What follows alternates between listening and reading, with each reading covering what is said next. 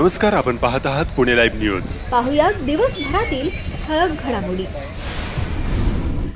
एक महिना उशिरा आलेल्या पावसाने जून महिन्यातील कमतरता जुलैमध्ये भरून काढण्याचा निर्धार केल्यासारखे दिसते आहे. गेल्या 24 तासात संपूर्ण पुणे जिल्ह्यासह खेड तालुक्यात आणि धरण क्षेत्रात मुसळधार पावसाने हैदोस घातलाय.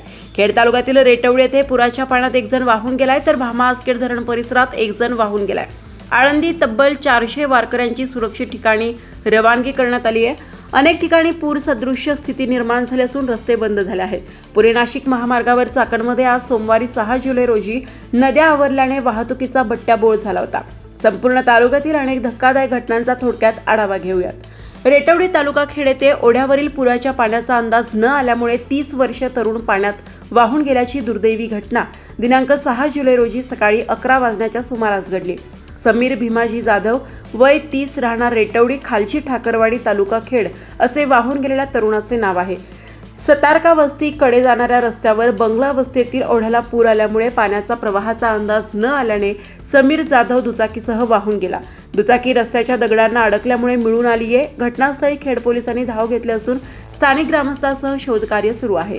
खेड तालुक्यात मुसळधार पावसामुळे ओढे नाले दुथडी भरून वाहत असताना शेलू कुरकुंडी गावच्या भामा नदीवर असलेल्या पुलावरून दुचाकीसह एक व्यक्ती पुराच्या पाण्यात वाहून गेल्याची घटना सोमवारी सकाळी 7च्या सुमारास घडली आहे. कडूस गावातील डांगले शिवार परिसरातील रहिवासी अमोल डांगले हे MIDC मधून दुचाकीवरून घरी जात असताना शेलू स्मशानभूमी भागात ओढ्याच्या पाण्यात वाहून गेल्याची भीती व्यक्त होत आहे. डांगले यांचा शोध सुरू आहे.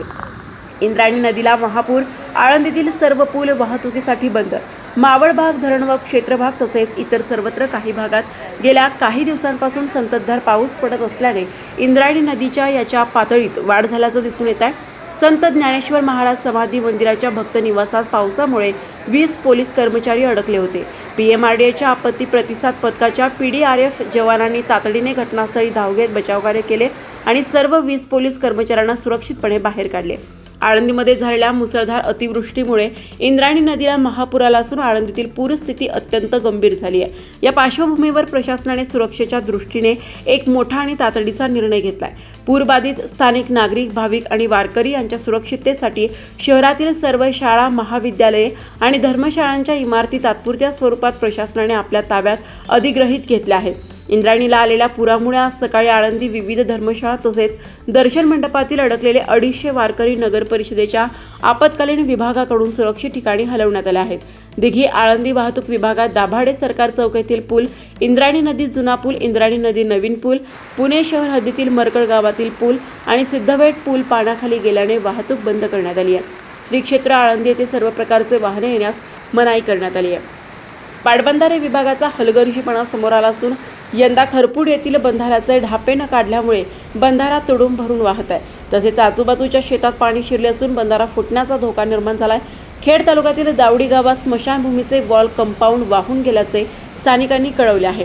चासकमान धरण क्षेत्रात अतिमुसळधार पाऊस पडत असल्यामुळे चासकमान धरणामधून कधीही पाण्याचा विसर्ग चालू केला जाऊ शकतो. त्यामुळे नागरिकांनी भीमा नदी पात्रामध्ये जाण्याचे टाळावे तसेच विद्युत पंप सुरक्षित ठिकाणी ठेवावे असे आवाहन चासकमान धरण प्रशासनाकडून करण्यात आले आहे. चाकण शिक्रापूर महामार्गावर आसे गावाच्या परिसरात रस्त्यावर पाणी साठल्यामुळे वाहन चालकांना विशेषतः दुचाकीस्वारासह लहान चारचाकी वाहनांना चांगलीच कसरत करावी लागत आहे. खेड तालुक्यातील कळमोडी धरण 85% इतके भरले आहे. सदर धरण हे द्वाररहित आहे. सद्यस्थितीचा पाऊस व धरणात येणारा एवा पाहता काही तासात कोणत्याही क्षणी कळमोडी धरण 100% भरून अनियंत्रित विसर्ग चालू होण्याची शक्यता निर्माण झालेली आहे. त्याच टोकेवाडी दरम्यान असणाऱ्या भीमा नदीवरील मोरी पुलावरून पुराचे पाणी जाऊन वाहतूक बंद पडली आहे. पिंपळगाव, वडगाव, शिंदे, लोहगाव, पुणे मार्ग पुलावरील जाणारा रस्ता इंद्रायणी नदीच्या पुरामध्ये बुडालाय. तरी देखील अनेक नागरिक धोकादायक पद्धतीने वाहने त्यामधून घेऊन जात आहेत. राजगुरुनगर शहरालगत क्रीडा संकुलाकडून येणाऱ्या ओढ्यातील कचरा, फांद्या मोरी पुलामध्ये अडकल्याने पुराचे पाणी ओढ्यालगतच्या शेत परिसरात घुसल्याने घरे पाण्याने वेढली गेली आहे. आळंदी परिसरातील धानोरे स्मशानभूमी पाण्याखाली गेली आहे. खेड तालुक्याच्या पश्चिम आदिवासी भागातील औदर येथील हौजगेवाडी परिसरात असणाऱ्या माती बंधारा फुटल्याने औदर गावात आलेल्या पुराच्या पाण्यात रस्त्याकडेला असणाऱ्या घरासह जनावरांच्या गोठ्यात पाणी शिरल्याने जनावरांचे हाल झाले. भोरगिरी, भीमाशंकर परिसरात मागील 3 दिवसांपासून जोरदार पाऊस पडत आहे. जोरदार पावसामुळे खेड तालुक्यातील भात खाचरे भरली आहेत. सोळू तालुका खेड जिल्हा पुणे ते नैसर्गिक ओढे नाले अतिक्रमणामुळे पूर्णपणे बंदिस्त झाल्याने मुसळधार पावसानंतर गावात गंभीर पूरस्थिती निर्माण झाली आहे. पाण्याचा नैसर्गिक निचरा बंद झाल्यामुळे अनेक घरांमध्ये पाणी शिरून नागरिकांचे मोठ्या प्रमाणात नुकसान झाले आहे. दौंडकरवाडी येथे आज झालेल्या पावसामुळे ओढ्यांना मोठ्या प्रमाणात पाणी आले. त्यावेळी दौंडकरवाडी येथील पुलावरून पाणी गेल्याने वाहतूक विस्कळीत झाली होती. खेड तालुक्याच्या पश्चिम भागात मुसळधार पावसामुळे भातखासरांचे बांधा फुटून नुकसान झाल्याचे स्थानिकांनी फोटो व्हिडिओ पाठवून पुणे लाईव्हला कळवले आहे. खेड तालुक्यासह चाकण, राजगुरुनगर आणि आळंदी भागातील आजच्या पावसाने झालेली स्थिती नेमकी कशी होती थोडक्यात नजर टाकूयात.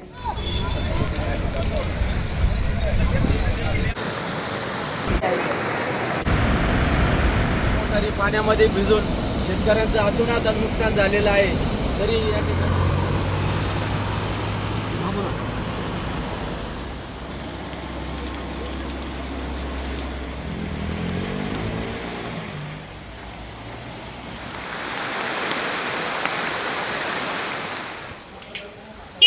इंद्रायणी नदीच्या तीरावर असणाऱ्या सांगोडी गावाला पुराने पूर्णपणे वेढलेला आहे.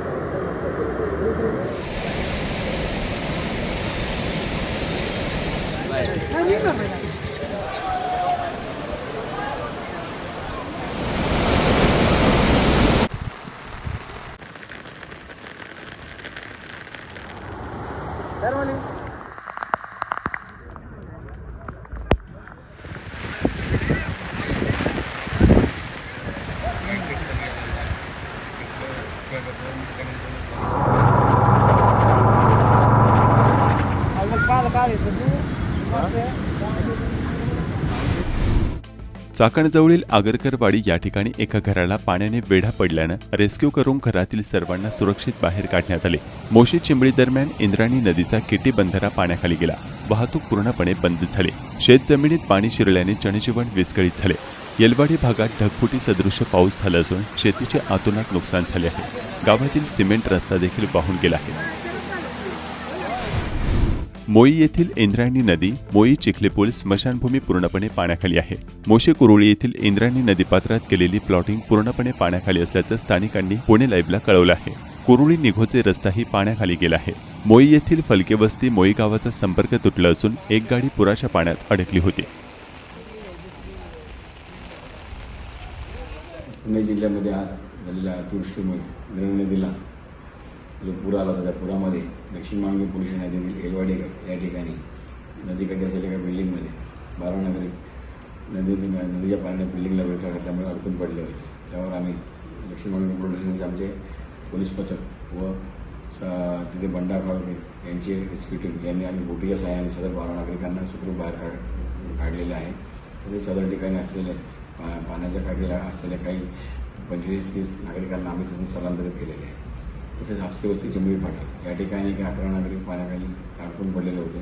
त्यांना आम्ही महानगरपालिका व अग्निशमन यांच्या रेस्क्यू टीमच्या मदतीने व कॅबदा मित्र यांच्या मदतीने 11 नागरिकांना आम्ही सुखरूप बाहेर काढलेले आहे.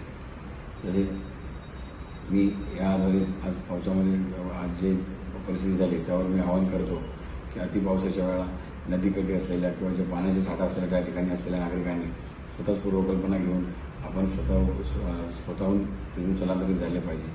किंवा तसेच काही जण जे कोणी नागरिक असे पाण्यात अडकलेले असेल तर आम्हाला तत्काळ पोलिसांना माहिती दिली पाहिजे. व तसेच अशा पावसाच्या वेळा विनाकारण कोणीही नागरिकांनी विनाकारण घराबाहेर पडू नये. तसेच विनाकारण रस्त्यावर ट्रॅफिक जामच्या अवस्थेवर करू नये हे मी नागरिकांना आवाहन करतो. चाकण शहराचे पाणी वाहतूक करणारा ओढा पठारवाडीमध्ये असा दुधडी भरून वाहत असल्याचे चित्र सोमवारी 6 जुलै 2026 रोजी पाहायला मिळाले.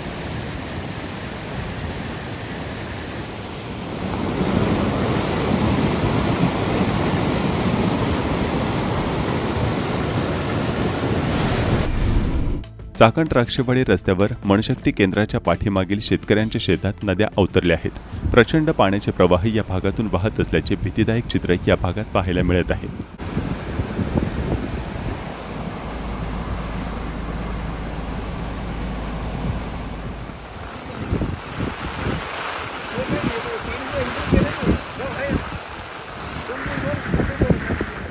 उत्तम दाडगे हे काय माग जे दिसतंय काय प्रकारे वड आहे, नदी आहे का, वावर आहे? वड आहे काय नदी हेच काय कळा कुणाच आहे? ही माझी शेती सगळी ती आमच्या वड्याची नदी तयार झाली अख्खी भारती. हा त्याच्यानंतर शेजारी अमृत धाडगे, आमचा सागर धाडगे, सगळे अख्ख्या धाडगे मला अख्खा तोट अख्खा पाण्याखालीच गेला सगळं फार सगळं वाहून गेलं पण आम्ही आता ही माती सुद्धा राहिली नसेल या माती वावरात. नाही राहिली एक खडा बी नाही राहिला माती बी नाही राहिली अख्ख्याच्या अख्खं वाहून गेलं सगळं फार काहीच नाही राहिले तिथे आमचं कशामुळे झालं काय वाटतं तुम्हाला कशामुळे झालं? पाऊसच इतका झाला त्या पावसामुळे ना अख्खं पाणी झालं फार 2 दिवस झाले पाऊस आलेले ओढे सगळे या भागातले हा, बुजले त्याच्यामुळे अख्खे. पाण्याला मिळेल तिकडे वाट. हा जिकडे पाणी येईन तिकडे पाणी पळत गेलं ते गावातलं पाणी बी अख्खं वरून सगळं खाली झालं आपल्या इथे फार ओढ्याला या आणि अख्खं वाहून गेलं आमचं काय राहिलं नाही किती क्षेत्र होतं इथे आपलं सगळं? हे आता माझं इथं 25 गुंठे आमच्या सागरचं 12 गुंठे परत आमच्या अमृत ताडग्याचं 18 गुंठे अख्खं पाण्याखाली गेलं ना आता याची भरपाई देणार का आम्हाला गव्हर्नमेंट नाही देणार काय अरे वड्याचं परत नदी जरा झाली ना नदीचं त्याला रूपांतर आलं बरं काय राहिलंच नाही तिथं काय आता काय आलं पावसाचं प्रमाण जास्त झालेलं आहे अतिवृष्टी झाल्यामुळे ना रात्रीच्या 5-5:30ला पाऊस झाला आणि त्या पावसाचं पाणी वाढलेलं आहे म्हणजे पूर्वी जेवढा पाऊस पडायचा तेवढा आहे त्याच्यामध्ये आता फक्त गावात जिकून तिकून जे पाणी घुसलंय ना काय तर ते काही जागे त्यांनी स्रोत कमी केलेला आहे केलेलं हा झालं अहो आहे ताराचं काम आहे. आषाढी वारी 2026 निमित्त श्री संत ज्ञानेश्वर महाराज पालखी प्रस्थान सोहळ्याच्या निमित्ताने राज्यभरातील लाखो भाविक वारकरी दिंड्या आळंदीच्या दिशेने मार्गस्थ झाले आहेत. परंतु गेल्या 2 दिवसांपासून आळंदी व पंचक्रोशीत पडत असलेल्या पावसामुळे आळंदीत पूरस्थिती निर्माण झाली आहे. शहरातील पूल व काही धर्मशाळा पाण्याखाली गेल्या आहेत. इंद्रायणी घाट भाविकांसाठी बंद करण्यात आला आहे. मंदिर परिसरात येणाऱ्या रस्त्यांवर देखील पाणी साचले आहे. इंद्रायणी नदीला मोठ्या प्रमाणात पूर आल्यामुळे आळंदी शहरात प्रवेश करणारे नदीवरील 4ही पूल पाण्याखाली गेले असून सध्या शहरात प्रवेश करणे सुरक्षित नसल्याचं प्रशासनाने स्पष्ट केलं आहे. सततच्या मुसळधार पावसामुळे आळंदी परिसरात पूरस्थिती निर्माण झाली असून इंद्रायणी नदीवरील पूल आणि अनेक रस्ते पाण्याखाली गेले आहेत. या पार्श्वभूमीवर आळंदी देवस्थानने वारकऱ्यांना सध्या आळंदीत न येता ज्या ठिकाणी आहे तेथे सुरक्षित थांबण्याचे आवाहन केले आहे. करतो की सर्व वारकरी भाविक व नागरिकांना नम्र आवाहन करण्यात येते की इंद्रायणी नदीला मोठ्या प्रमाणात पूर आला असून आळंदी शहरात प्रवेश करणारे नदीवरील 4ही पूल पाण्याखाली गेलेले आहेत. त्यामुळे सध्या आळंदी शहरात येणं सुरक्षित नाही. जे वारकरी व भाविक आळंदीच्या दिशेने प्रवास करत आहेत त्यांनी ज्या ठिकाणी आहात त्या ठिकाणी अथवा त्या लगतच्या सुरक्षित ठिकाणी थांबावं. खेड तालुक्यात मुसळधार पावसाने अक्षरशः ताणादान केली आहे. संपूर्ण तालुक्यात ढगफुटीसारखा पाऊस सुरू आहे. सोमवारी दिनांक 6 जुलै रोजी सकाळी पुणे नाशिक महामार्गावर अनेक ठिकाणी प्रचंड पाणी आल्यानं महामार्ग ठप्प झाला आहे. प्रमुख औद्योगिक व व्यापारी केंद्र असलेल्या चाकण शहरात आणि आसपासच्या परिसरात मुसळधार पाऊस कोसळत आहे. या संततधार पावसामुळे चाकणमधील जनजीवन पूर्णपणे विस्कळीत झाले असून अनेक भागात पूरसदृश्य परिस्थिती निर्माण झाली आहे. मुसळधार पावसामुळे नाले आणि ओढे अनियंत्रित झाले असून अनेक ठिकाणी दुकाने, घरे आणि रस्ते पाण्याखाली गेले आहेत. चाकणमधील माणिक चौकातील वेदांत संकुल, मार्केटजवळील पृथ्वी प्रस्थ बिल्डिंग, पुणे नाशिक महामार्गावरील अनेक व्यापारी संकुले यांचे तळमजले पाण्याखाली गेले आहेत. चाकणमध्ये धाडगेमळा ओढ्याला पूर आल्यामुळे दोन्ही बाहेर पडायचे रस्ते बंद झाले आहेत. पुणे नाशिक महामार्गाला बाकीखुर्द तालुका खेड गावाजवळ तसेच तळेगाव चौक, आंबेठाण चौकाजवळ 3 ते 4 फूट पाणी साचल्यानं महामार्गाला नदीचे स्वरूप आले व त्यामुळे पूर्णपणे वाहतूक ठप्प झाली होती. सायंकाळी अनेक ठिकाणी रस्ता दुभाजक फोडून पाण्याला वाट करून देण्यात आली.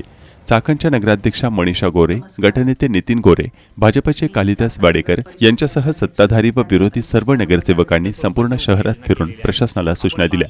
चाकणमधील पदाधिकारी व नागरिकांनी या एकूणच स्थितीबाबत काय सांगितले जाणून घेऊया. मी चाकण नगर परिषद नगराध्यक्ष या नात्याने सर्व नागरिकांना विनम्र आवाहन करू इच्छिते की पुणे जिल्ह्यामध्ये हवामान खात्याने रेड अलर्ट जाहीर केलेला आहे. त्यामुळे सतत पडणाऱ्या मुसळधार पावसामुळे आपल्या चाकण शहरामध्ये आपत्कालीन परिस्थिती निर्माण झालेली आहे. काही ठिकाणी पाणी तुंबणे, गटारे तुंबणे, झाडांच्या फांद्या पडणे अशा समस्या निर्माण झालेल्या आहेत. आम्ही सकाळी शहरातील विविध ठिकाणी जाऊन या समस्यांची पाहणी केलेली आहे. आपणही सतर्क राहावे व आपल्या विभागामध्ये अशा काही समस्या निर्माण झाल्या असतील तर आपण तात्काळ चाकण नगर परिषदेच्या आपत्ती व्यवस्थापन विभागाशी संपर्क साधावा. अनावश्यक बाहेर जाणे टाळावे. आपल्या आरोग्याची काळजी घ्यावी. आम्ही आपल्या सेवेसाठी तत्पर आहोत.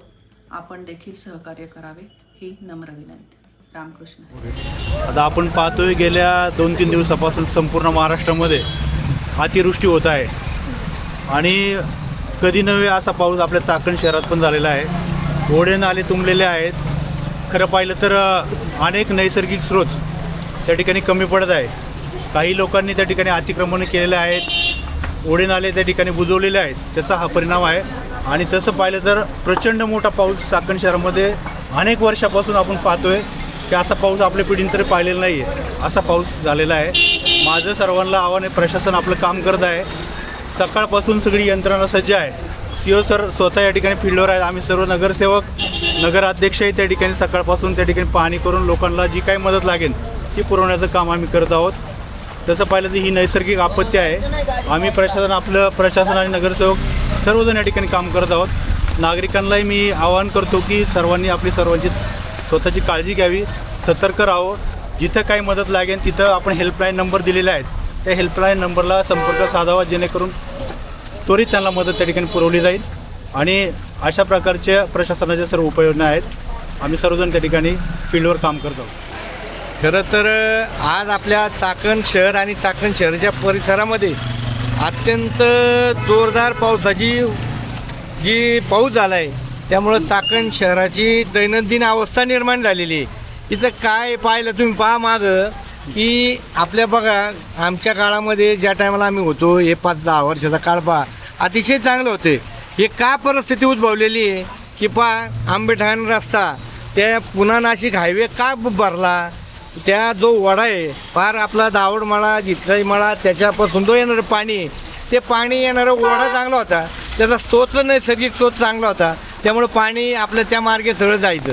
दुसरं म्हणजे आमचं चाकण गावचं महत्त्वाचं म्हणजे गाव तळं होतं. त्या गाव तळ्यामध्ये कमळाचं तळं म्हणून ओळखलं जायचं. ते तळं आज पाहिलं तर तिथे नैसर्गिक तळं बुजवल्यामुळं त्याचा सगळा स्रोत या नागरिकांना प्रॉब्लेम होतो आहे. ते पाणी सगळं इकडं आले आणि ते सगळं सुटलं. आता आम्हाला माहिती मिळली, आताच मला सांगितलं, आता मी ऐकलं की ते तळे जागा ही सरकारी जागा आहे. राष्ट्रपती राज्य महामार्ग याच्या नावाने जागा आहे. तिथं काही मंडळींनी काहीतरी ते तळं बुजवलं आहे आणि त्याच्यावर सरकारी जागेवर काही गाळे बांधलेत, अतिक्रमण करून गाळे बांधलेत. या गाळ्यावरती के बांधल्यामुळं सगळं पाणी सगळं इकडं उलट्या दिशेने जाऊन अख्ख्या गावात पाणी घुसलेले. आमची तीच विनंती आहे नगर परिषदला. हे लोक सांगतात की नागरिकांचं म्हणणं आहे की आम्ही नगर परिषदला तक्रारी दिलेल्या आहेत. जिल्हाधिकाऱ्यांना सांगितलं की हे तळं उकरा, परत तळं आपलं नैसर्गिक तळं परत स्वच्छ चालू करा, पण हे केलेलं नाही. म्हणजे याचा अर्थ काय आहे, नगर परिषदचं प्रशासन हे डिप्प झालेलं आहे. मग काय याच्यामध्ये काय राहते. आपण ती म्हण आहे ना, ते तळं आपण काय म्हणतो, शेत कुंपणच खाते का कुंपण शेत खाते, अशी परिस्थिती या चाकण नगर परिषदची झालेली आहे. का नगर परिषद कारवाई करत नाही, का नगर परिषद नागरिकांच्या सुविधा उपलब्ध करून देत नाही, याला जबाबदारी नगर परिषद आहे असं मला वाटते. शासकीय अधिकारी जबाबदारी आहे. त्याच्यामुळं सर्वसामान्य नागरिकांना हा प्रॉब्लेम सहन करावं लागते. माझी एकच विनंती राहणार आहे, प्रशासनाला विनंती राहणार आहे, नगर परिषदच्या प्रशासनाला राहणार आहे की हे नैसर्गिक स्रोत जे आहेत, मग ओढे असतील, नाले असतील, तळे असतील, हे ओपन करा. आणि या संदर्भात यांनी जर काही कारवाई नाही केली तर याच्या संदर्भात मी एक कार्यकर्ते या नात्यानं, हे चाकणगावचा एक नागरिक या नात्यानं राज्याच्या मंत्रिमंडळाकडे, जे महसूल मंत्री असतील, त्याचबरोबर जे नगरविकास मंत्री असतील, यांच्याकडं ही जी मागणी करणार आहे. आणि यांच्या मागणीतून आम्ही या गावाला न्याय मिळवून द्यायचं काम करणार.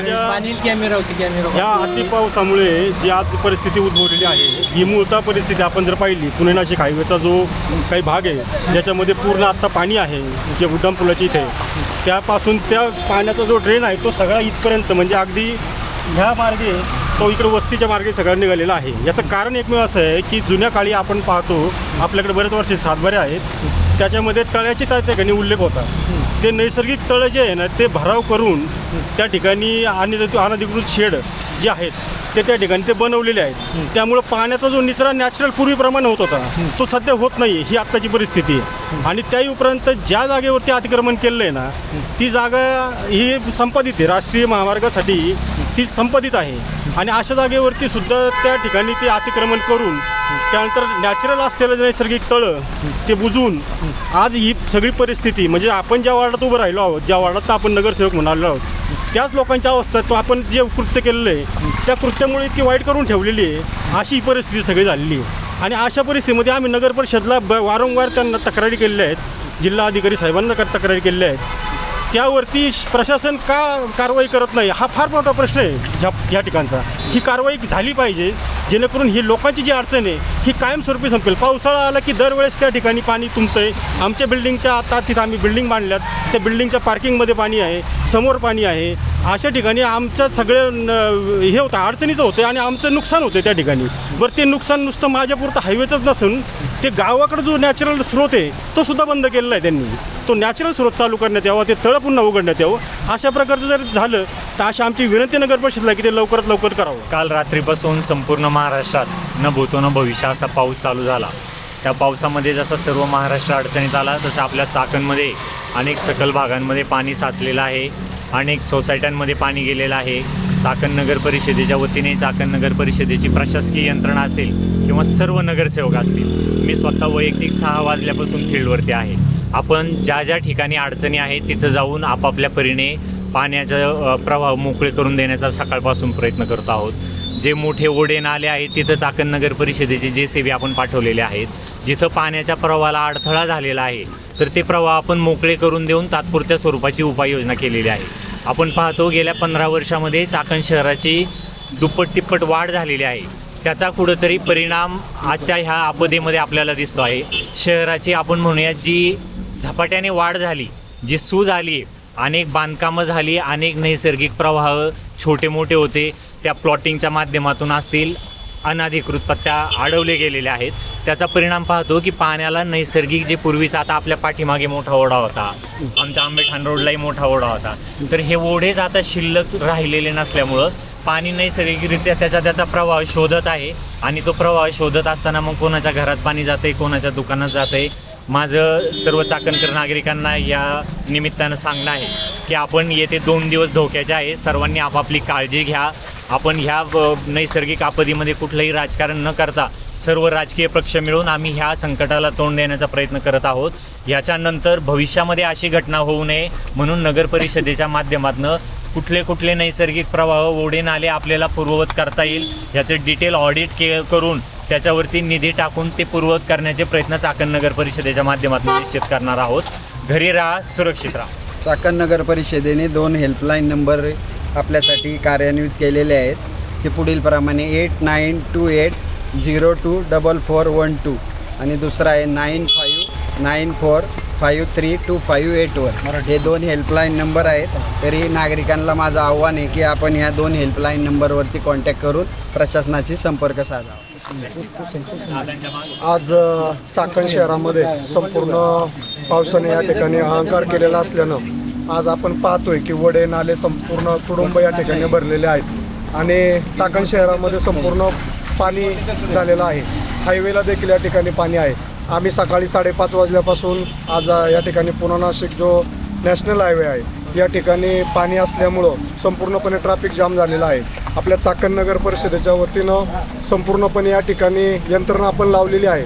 परंतु जर काही आपत्कालीन परिस्थिती असेल तर या ठिकाणी आपल्या प्रशासनाचे जे काही हेल्पलाईन नंबर दिलेले आहेत त्यावरती आपण संपर्क करावा आणि आपल्याला त्या ठिकाणी त्वरित मदत या ठिकाणी मिळेल. मी पुन्हा एकदा आपल्याला हेल्पलाईनचे नंबर सांगतो. 89 28 0 24 412 95 94 53. नमस्कार, मी ॲडव्होकेट निलेश कट. जांभळं विनाकारण बदनाम झाली. एवढा पाऊस आता जुलै महिन्यात होत आहे. चांगली गोष्ट आहे शेतकऱ्यांच्या दृष्टीने, परंतु अतिवृष्टीने शेतीचे पण देखील मोठ्या प्रमाणावर नुकसान झाले. तसेच व्यापारी असतील, उद्योग असेल, या सगळ्यांनाच फटका बसलेला आहे. जिल्हाधिकाऱ्यांनी काल तर शाळा बंद म्हणून आदेशही काढले. चाकणमध्ये मोठ्या प्रमाणावर नॅशनल हायवेच्या जी काही पावसाळी गटर आहेत ती रोडच्या वर गेल्याने पाणी सगळ्या रोडलाच राहिलं. नगरपालिकेने काही उपाययोजना केल्या. नगरपालिकेचा अग्निशमन दल असेल त्यांनी चांगल्या प्रकारे काम केलं आहे आणि मोठ्या प्रमाणावर आपत्ती व्यवस्थापन आराखडा का गरजेचा असतो हे आपल्याला कळलं. प्रत्येक रस्त्याला पावसाळी गटरची तरतूद असावी. पावसाळी गटर जर असेल तर अशा प्रकारे वॉटर लॉगिंगचा प्रॉब्लेम होत नाही. आता वातावरण ग्लोबल वॉर्मिंगमुळं कधी काय कसा पाऊस येईल किंवा कधी जास्त ऊन पडेल किंवा थंडी अतिरिक्त कशी होईल हे सांगू शकत नाही. परंतु आपण या प्रकृतीशी आपण मिळतं जुळतं अभ्यास करून त्याप्रमाणे नियोजन आणि व्यवस्थापन केलं पाहिजे. चाकणमध्ये आपण बघितलं की ओढे नाले इतके मोठ्या प्रमाणावर म्हणजे उग्र रूप धारण केलं की आजूबाजूची शेती देखील शेतकऱ्यांचं मोठ्या प्रमाणावर नुकसान करून गेले पाण्याने. आणि लाईटचे पोल असतील चाकण महाविद्यालयाच्या तिथं आपण बघितलं तातडीने तिथं आता काम सुरू आहे.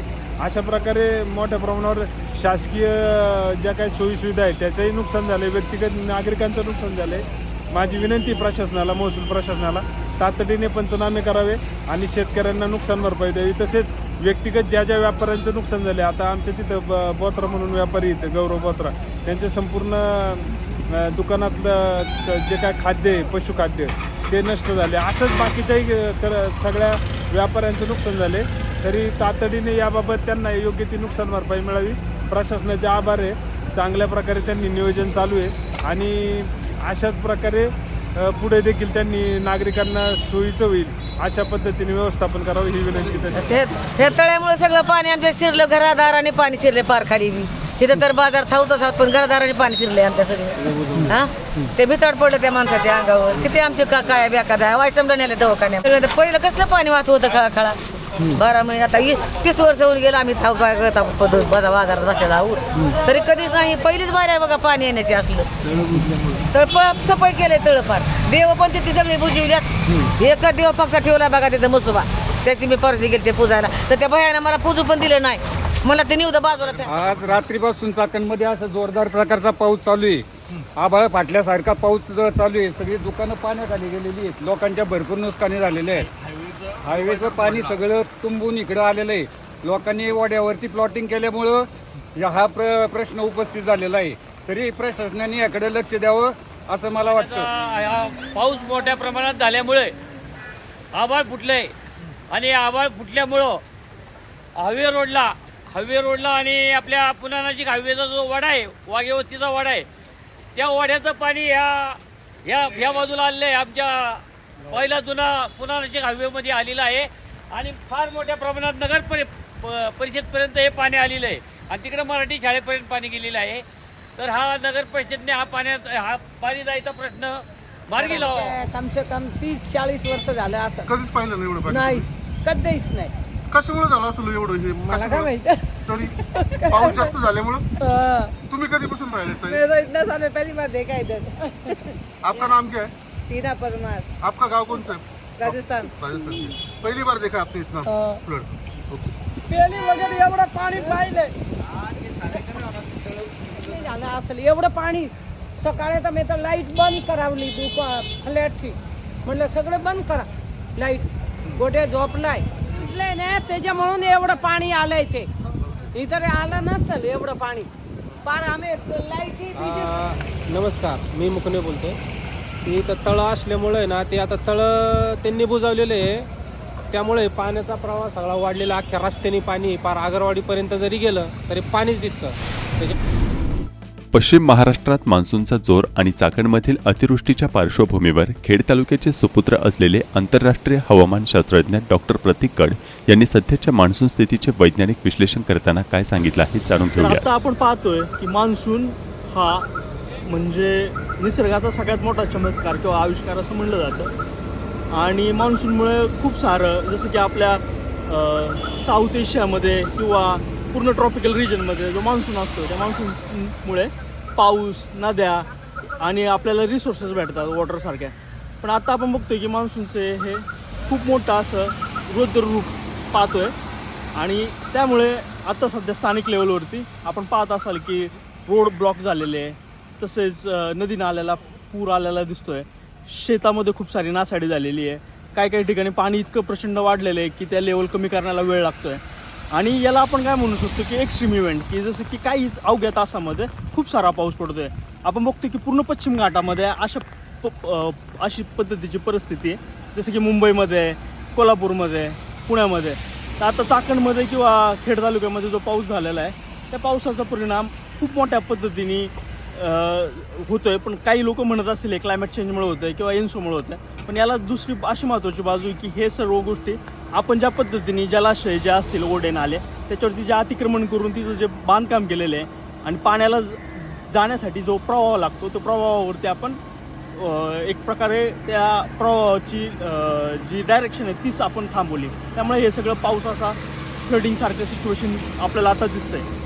आणि दुसऱ्या बाजूला आपण असं पण म्हणत होतो की पाऊस हा उशीर येईल. पुणे विचारच्या माध्यमातून आपण सांगितलं होतं मागे की नाही का, जरी पावसाला वेळ लागत असेल तरी पाऊस हा जास्त होईल. कारण की याचं कारण असं होतं की जरी एल निनो किंवा एन्सोचा परिणाम असणार होता तर पुढच्या वर्षाच्या मान्सूनमध्ये पाहिजे होता. ह्या वर्षी अशक्य होतं ती गोष्ट. आणि जो रेंगाळलेला मान्सून होता त्या मान्सूनला अरेबियन सीमधून जे बाष्प भेटलं एक्स्ट्रा पद्धतीचं, ते बाष्प जेव्हा घाटमाथ्यावरून कोकणामधून जेव्हा वरती आलं त्याच्यानंतर ही सगळी गोष्ट झाली. कारण की त्याला एक ब्लॉकिंग इफेक्ट निर्माण झाला. आणि हे जे एक्सेसिव्ह जे बाष्प होतं, क्लॅशस क्लॅपरॉन स्केलिंग नावाचं एक फॅक्टर आहे, ज्याच्यामुळे काय होतं की 1 डिग्री टेम्परेचर वाढल्यानंतर तुमचं 7% वॉटर वेपर कॅपॅसिटी वाढते ॲटमॉस्फिअरची. त्याचनुसार अशा पद्धतीचे एक्स्ट्रीम इव्हेंट घडतात असं जगभरात सगळीकडे म्हणलं जातं. आणि आपला हा प्रदेश भारताचा किंवा वेस्टर्न घाटचा प्रदेश, इथं सर्वात जास्त जे टोपोग्राफिक लिफ्टिंग असतं त्याचा परिणाम असतो. त्यामुळे अशा पद्धतीचे इव्हेंट होतात. आणि आत्ता यासाठी समोर जाण्यासाठी आता भविष्यामध्ये अजून खूप मोठ्या पद्धतीने रुद्ररूप घेऊ शकतं.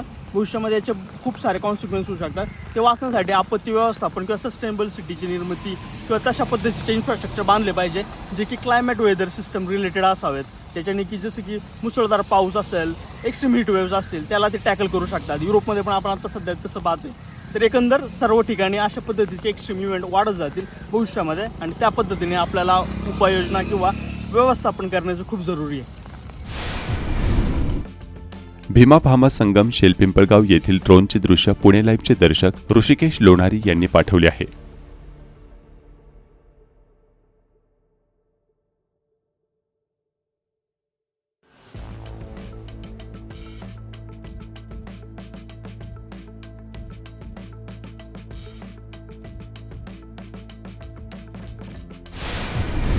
खेड तालुक्याच्या अनेक भागात सोमवारी 6 जुलै रोजी सायंकाळी 6 नंतर अनेक भागात पावसाने उसंत घेतल्यानं पूरसदृश्य स्थिती निवळण्यास आणि पाण्याचा निचरा होण्यास मदत झाल्यानं मोठा अनर्थ टळला आहे.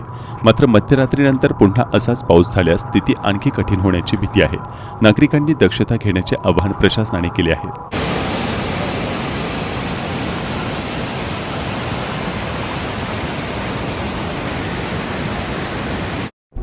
नमस्कार, आपण पाहत आहात पुणे लाईव्ह न्यूज.